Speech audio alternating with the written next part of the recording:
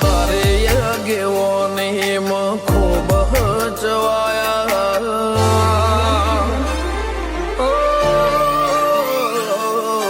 તારે આગેવાની માં ખૂબ